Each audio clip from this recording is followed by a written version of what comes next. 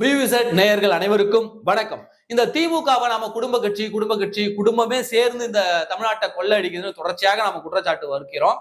இவ்வளவு நாள் திரைமறைவில் இருந்து வேலை செய்து கொண்டு வந்திருந்த திமுகவினுடைய மாப்பிள்ளை மு.க.ஸ்டாலின் அவர்களுடைய மாப்பிள்ளை சபரீசன் அவர்கள் இன்றைக்கு நேரடியாக களத்துல இறங்கியிருக்காரு. இதன் பின்னணி என்ன?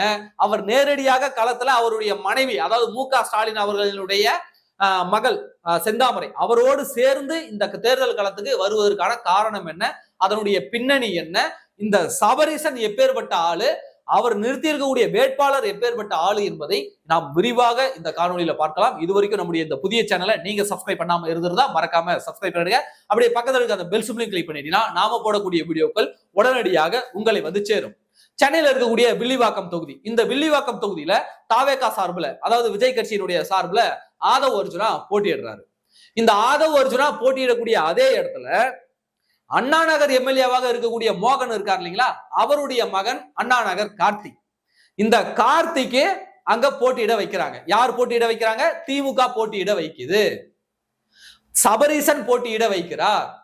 அண்ணா நகர்ல அப்ப எம்எல்ஏவா இருக்கா, அதே இடத்துல போட்டியிட வேண்டியதான மகன். எதுக்காக அவரை தூக்கி வில்லிவாக்கத்துல போடுறாங்க? ஏனென்றால் ஆதவ் அர்ஜுனா, சபரீசன், இந்த அண்ணா நகர் கார்த்தி, இவர்கள் 3 பேருமே நண்பர்கள்.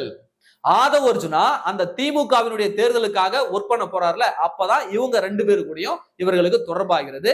அது மட்டும் அல்லாமல் அந்த அண்ணா நகர் கார்த்தி என்பவன் தான் முழுக்க முழுக்க சபரீசனுடைய பினாமி. உதயநிதியுடைய பினாமி ஆகாஷ் பாஸ்கரன், புரியுதுங்களா?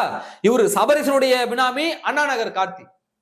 ஒவ்வொரு முறை அண்ணா நகர் கார்த்தி வெளிநாட்டுக்கு போகும்போதும் சபரீசன் போகும்போதும் புதிய புதிய நிறுவனங்கள்ல முதலீடு பண்ணுவாங்க. அந்த முதலீடுகளுக்கெல்லாம் யார் வந்து அதை பாத்துக்கிறது அப்படின்னு பாத்தீங்கன்னா இந்த அண்ணா நகர் கார்த்தி.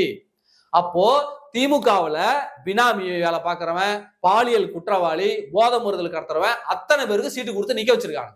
அப்போ சபரீசனுடைய நேரடி பினாமி தான் இந்த அண்ணா நகர் கார்த்தி.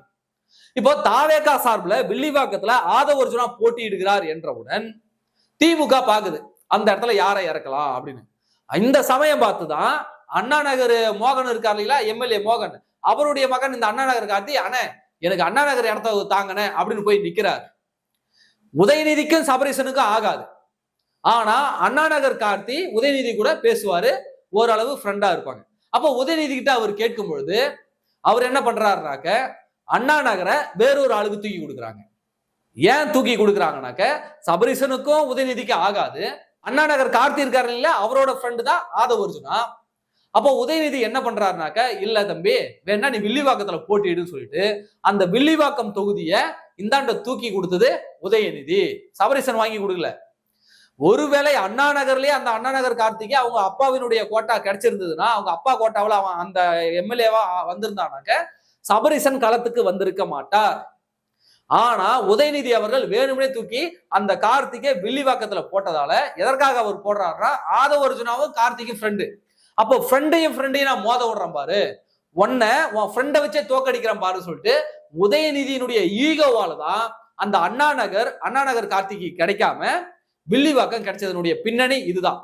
அப்போ வில்லிவாக்கத்துல போட்டாக்க இவங்க 2 பேரும் அடிச்சுக்குவாங்க நண்பர்கள் அப்படின்னு சொல்லிட்டு தான் உதயநிதி ஆசைப்பட்டாரு. அப்போ சபரீசன் என்ன நினைக்கிறான்னா, என்னுடைய பினாமி, இதுல சபரீசனுக்கும் உதயநிதிக்குமே ஈகோ கிளாஷ் இருக்கு.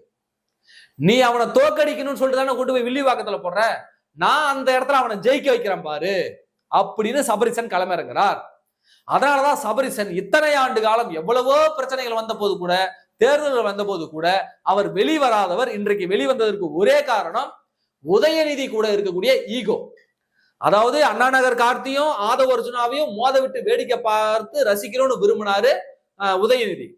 ஆனா இவர் சபரீசன் என் பினாமியை கொண்டு போய் தோக்கடிக்கிறது நீ பிளான் போடுறியா, அவனை நான் ஜெயிக்க வச்சு காட்டுறேன் பாரு, நான் யாருன்னு காட்டுறேன் பாரு சொல்லிதான் இன்னைக்கு நேரடியாக களத்துல இறங்கி அந்த வேட்பாளர் அறிமுக கூட்டத்துக்கு சேகர்பாபு, மேயர் பிரியாலாம் அங்க உட்காந்துருக்காங்க. அது வேட்பாளர் கூட்டத்துக்கு திடீர்னு என்ட்ரி ஆகுறாரு, செந்தாமரையோட ஸ்டாலின் மகளோட என்ட்ரி ஆகுறாரு சபரீசன் என்ட்ரி ஆகி அங்க மைக்க பிடிச்சி பேசுறாரு.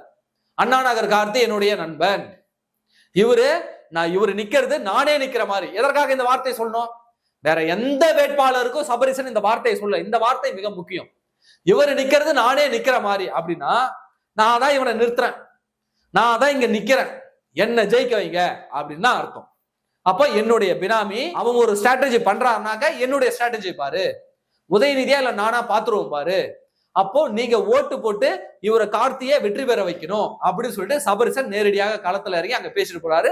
அப்படியே பத்திரிகையாளர் சந்திப்பாடு வெளில வரும்போது பத்திரிகையாளர் கேட்கிறாங்க, திமுக வெல்லுமானா திமுக கண்டிப்பா வெல்லும், விஜயால எங்களுக்கு எந்த பாதிப்பும் இல்லைன்னு சொல்லிட்டு நேரடியாகவே விஜய் குறிப்பிட்டு பேசிவிட்டு சபரிசன் அவர்கள் போகிறார்.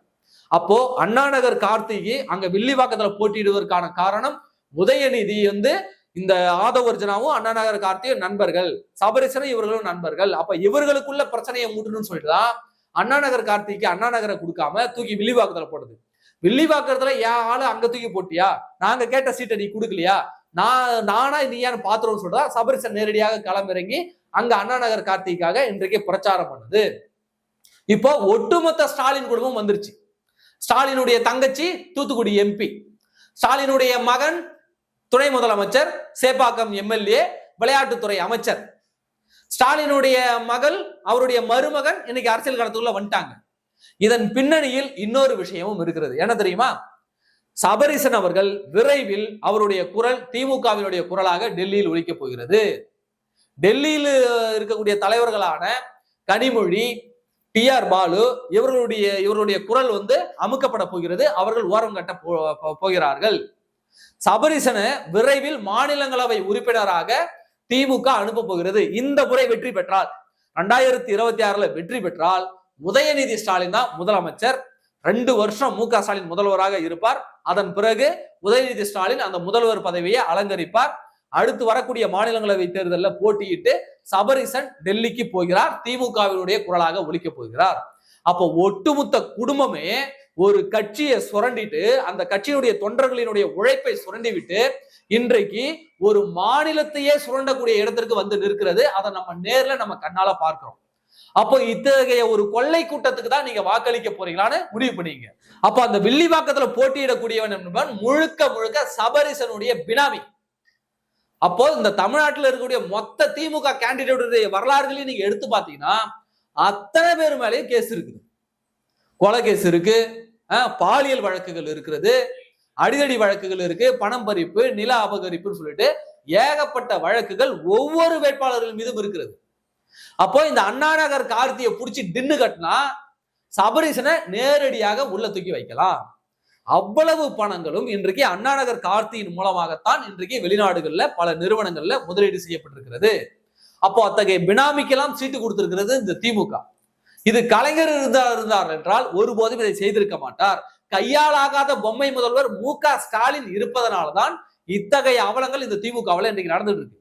ஒருவேளை கருணாநிதி இருந்திருந்தால் ஏற்கனவே குடும்பத்துல இருக்கிற அத்தனை பேருமே நின்று எல்லாம் குடும்ப கட்சி நாரடிக்கிறானுங்க, இதுல இவனுங்க பினாமி எல்லாம் தூக்கிட்டு வந்து விடுவீங்களாயா, தூக்கிட்டு மரியாதையா ஓடிடுறியான்னு சொல்லிட்டு கருணாநிதி இருந்திருந்தால் நிச்சயம் இது போன்ற பினாமி பயல்களுக்கு எல்லாம் சீட்டு கொடுத்திருக்க மாட்டார்.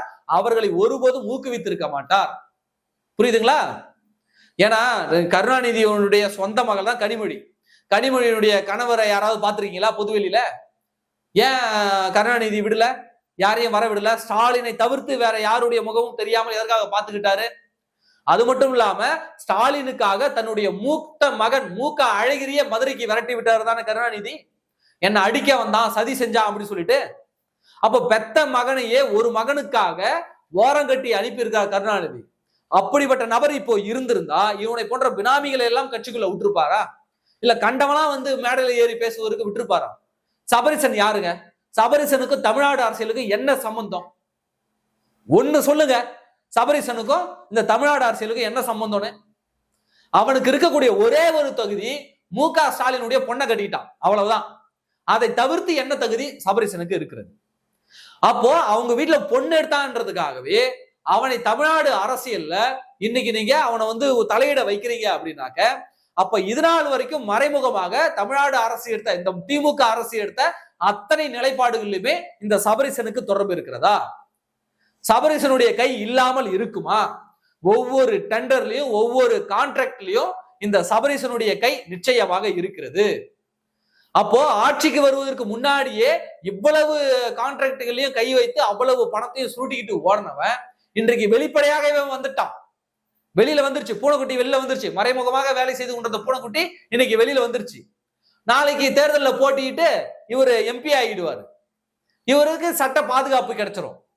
அப்போ இப்பேற்பட்ட நபர்களை எல்லாம் நீங்கள் ஊக்குவிக்க போறீங்களா? இதற்கெல்லாம் ஒரே வழி, இந்த இவர்களுடைய கொட்டத்தை அடக்குவதற்கு ஒரே வழி இந்த திமுக ஆட்சியை வீழ்த்துவதை தவிர வேறு வழி இல்லை. இல்லைன்னா ஒட்டுமொத்த தமிழகத்தையும் சுருட்டி பாக்கெட்டுக்குள்ள போட்டு போயிடுவாங்க. கேட்டா பாஜக உள்ள புந்துரும், பாஜக உள்ள புந்துருன்னு நம்ம தலையில மிளகா அரைச்சிட்டு போயிடுவானுங்க. இந்த தமிழ்நாடு மக்கள் இதை நம்பாதீர்கள். இந்த தேர்தல் என்பது மு.க. ஸ்டாலின் வேண்டுமா, எடப்பாடி பழனிசாமி வேண்டுமா என்ற தேர்தல். அதை உணர்ந்து கொள்ளுங்கள். மிகச் சரியான ஒரு முடிவுகளை தேர்தல் நேரத்தில் எடுங்கள். நன்றி.